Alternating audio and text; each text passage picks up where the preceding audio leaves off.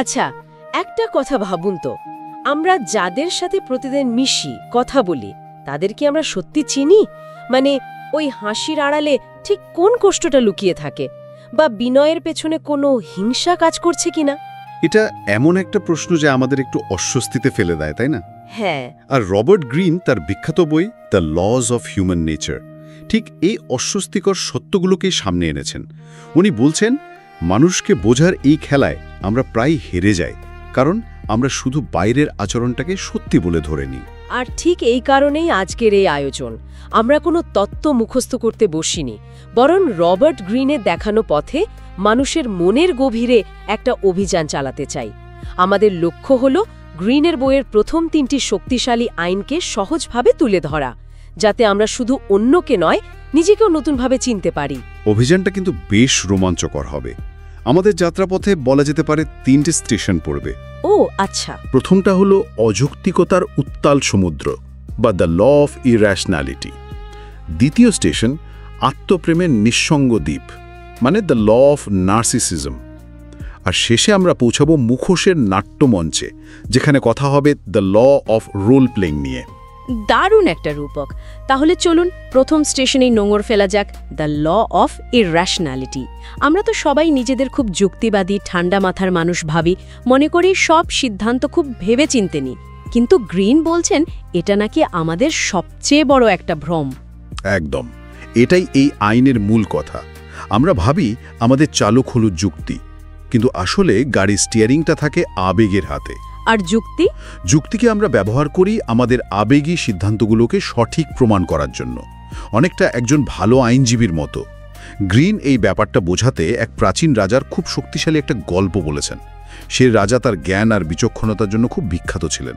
গল্পটা শোনা যাক। গল্পের মাধ্যমে কঠিন জিনিসও কিন্তু সহজে বোঝা যায়।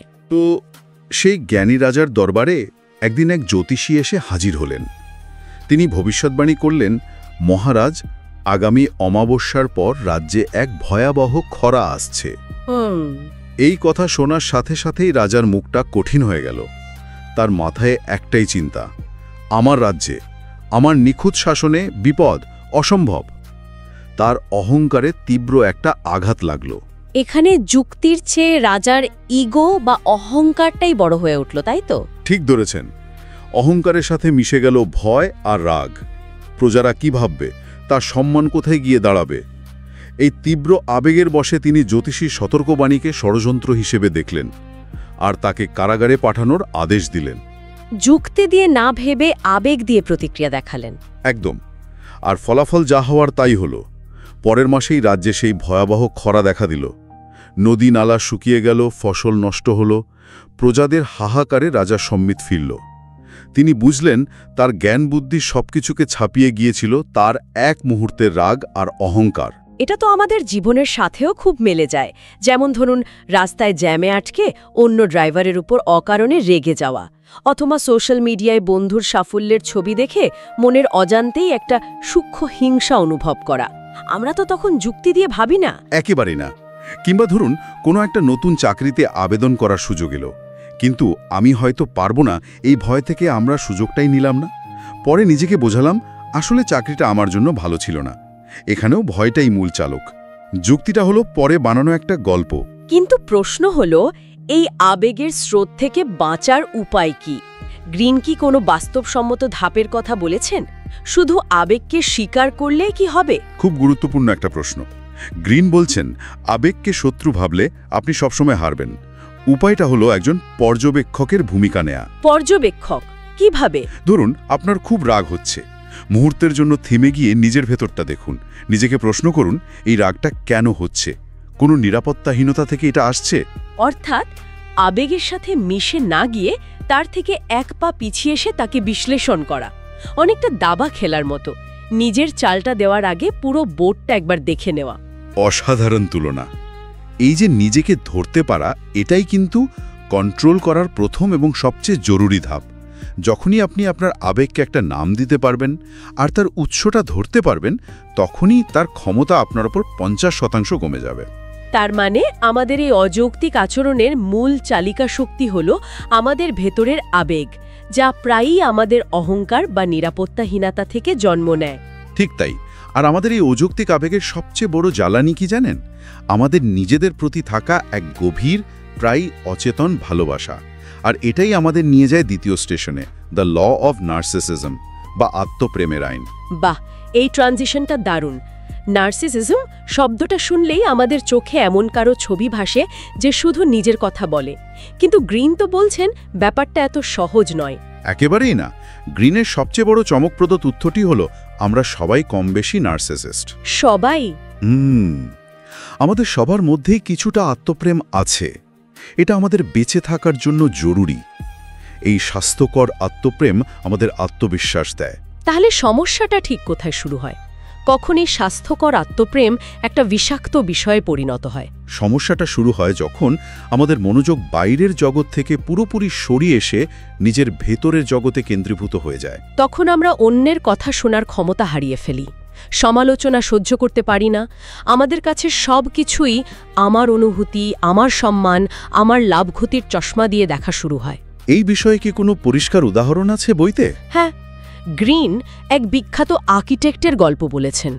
ভদ্রলোক তার কেরিয়ারের শুরুতে যুগান্তকারী সব ডিজাইন করতেন, কিন্তু খ্যাতি বাড়ার সাথে সাথে তিনি বদলে যেতে লাগলেন।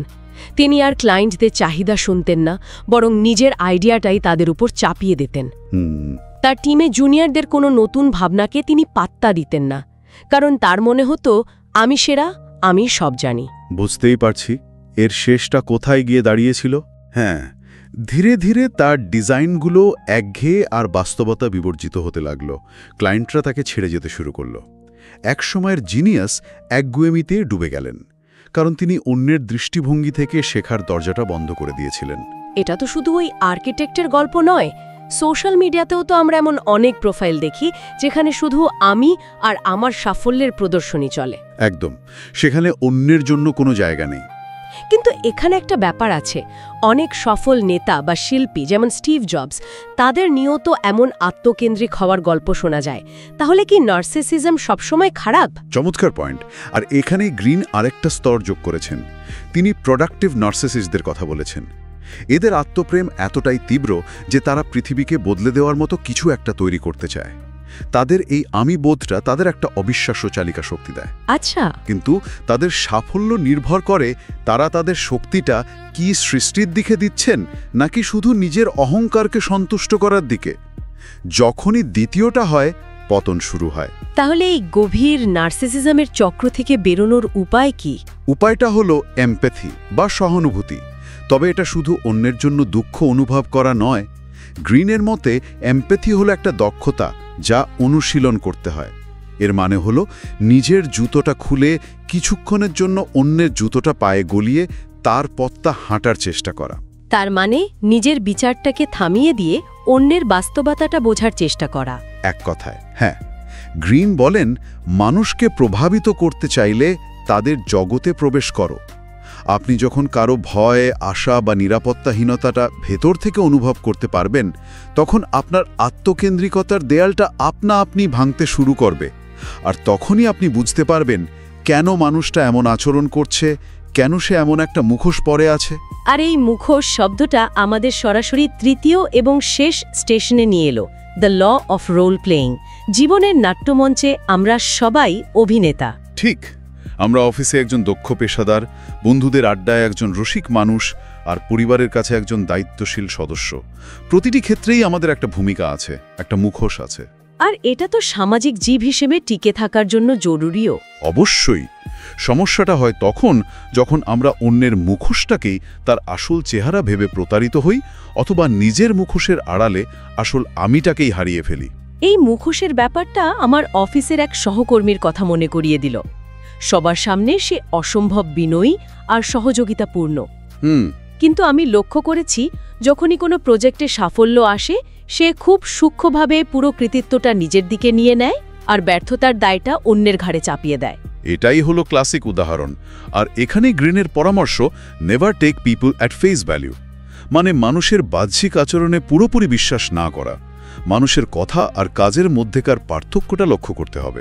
আসল মানুষটাকে চেনার জন্য নির্দিষ্ট কোনো কৌশলের কথা কি বলেছেন গ্রিন? হ্যাঁ, বলেছেন।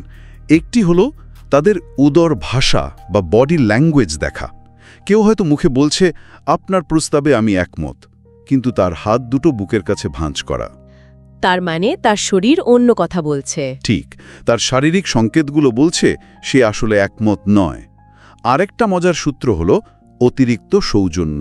অতিরিক্ত সৌজন্য? হ্যাঁ, গ্রিন বলেন কেউ যখন প্রয়োজনের চেয়ে বেশি প্রশংসা করে বা অতিরিক্ত বিনার দেখায় তখন সতর্ক হতে হবে, কারণ অনেক সময় এটা একটা ঢাল হিসেবে ব্যবহৃত হয়, যার আড়ালে আসল উদ্দেশ্যটা লুকানো থাকে। এটা তো দারুণ একটা পর্যবেক্ষণ। কিন্তু এই আলোচনাটা কি শুধু অন্যের মুখোশ খোলার জন্য? আমাদের নিজেদের মুখোশের কি হবে? আমরাও তো সব ঠিক আছে বলার মুখোশ পরি যখন ভেতরে ভেতরে সব ভেঙে যাচ্ছে। অত্যন্ত জরুরি একটা প্রশ্ন। আমরা অন্যের মুখোশ নিয়ে যতটা চিন্তিত, নিজেরটা নিয়ে ততটাই উদাসীন। আমরা শক্তিশালী হওয়ার অভিনয় করি, সফল হওয়ার অভিনয় করি। গ্রিন বলছেন এই অভিনয়ের একটা বড় খেসারত দিতে হয়। আমরা নিজের আসল অনুভূতি থেকে দূরে সরে যাই। এর থেকে মুক্তির উপায় কি? উপায় হলো মাঝে মাঝে বিশ্বস্ত মানুষের সামনে এই মুখোশটা খুলে ফেলা। নিজের দুর্বলতা, নিজের ভয়কে স্বীকার করার মধ্যে একটা অদ্ভুত শক্তি আছে, কারণ সত্যতার একটা চুম্বকের মতো আকর্ষণ ক্ষমতা থাকে। অসাধারণ। তাহলে আজকের এই পুরো অভিযানটাকে যদি এক জায়গায় নিয়ে আসি, ব্যাপারটা অনেকটা এরকম দাঁড়াচ্ছে। আমাদের আবেগগুলো প্রায়ই অযৌক্তিক হয়, আর এই আবেগগুলো আমাদের আত্মপ্রেমকে হয় নিরাপত্তাহীন করে অথবা ফুলিয়ে ফাঁপিয়ে বিশাল করে দেয়। আর আমাদের এই আত্মপ্রেমের ধরনটাই ঠিক করে দেয় যে আমরা ঠিক কোন মুখোশটা পরে সমাজে চলব। একদম ঠিক। এই তিনটি আইনকে আলাদাভাবে দেখলে চলবে না। এগুলো আসলে একটা আরেকটার সাথে জুড়ে থাকা শিকল। এই আইনগুলো না জানলে আমরা মানুষকে শুধু তাদের বাইরের কাজ দিয়ে বিচার করব। সে কেন রেগে গেল, সে কেন এত অহংকারী। কিন্তু এই আইনগুলো জানা থাকলে আমরা ভেতরের চালচিত্রটা বুঝতে পারব। আমরা বুঝব তার রাগটা হয়তো ভয় থেকে আসছে, বা তার অহংকারটা হয়তো গভীর নিরাপত্তাহীনতাকে ঢাকার একটা চেষ্টা। ঠিক তাই। আর তার অভিনয়টা হয়তো প্রত্যাখ্যাত হওয়ার ভয় থেকে নিজেকে বাঁচানোর একটা উপায়। তো চূড়ান্ত উপলব্ধি। রবার্ট গ্রিন আমাদের এইটাই শেখাতে চেয়েছেন। মানুষকে বোঝা মানে নিজের ভেতরের অন্ধকার দিকগুলোকেও চেনা। যে মানুষ নিজের অযৌক্তিকতাকে স্বীকার করতে পারে, সে অন্যের আবেগকেও সহানুভূতির সাথে দেখতে পারে। যে নিজের নার্সিসিজম সম্পর্কে সচেতন, সে অন্যের আত্মকেন্দ্রিক আচরণে কম আঘাত পায়। আর যে জানে সে নিজেও মুখোশ পরে, সে অন্যের মুখোশের আড়ালের মানুষটাকে খোঁজার চেষ্টা করে। নিজেকে চেনা আর অন্যকে বোঝা আসলে একই মুদ্রার এপিঠ-ওপিঠ। দারুণ একটা ভাবনা জায়গা তৈরি হলো। আজকের আলোচনা এখানে শেষ হচ্ছে, কিন্তু মানুষের মন বোঝারই অভিযান চলবে। আগামী পর্বে আমরা আলোচনা করব the law of compulsive behaviour নিয়ে। আমাদের ভেতরের সেই রহস্যময় শক্তি, সেই পুরনো অভ্যাস যা আমাদের অজান্তেই আমাদের নিয়ন্ত্রণ করে। আশা করি সেই গভীর যাত্রাতেও আমাদের শ্রোতারা সাথে থাকবেন। আজকের আলোচনা যদি আপনাদের ভাবনার জগতে সামান্যতম আলোড়ন ফেলে থাকে, তাহলে আমাদের চ্যানেলটি সাবস্ক্রাইব করতে ভুলবেন না। আর এই পর্বটি আপনার বন্ধুদের বা পরিবারের সদস্যদের সাথে শেয়ার করুন, কারণ মানুষকে ভালোভাবে বুঝতে পারলে আমাদের সম্পর্কগুলো আরও সুন্দর হয়ে ওঠে। ধন্যবাদ।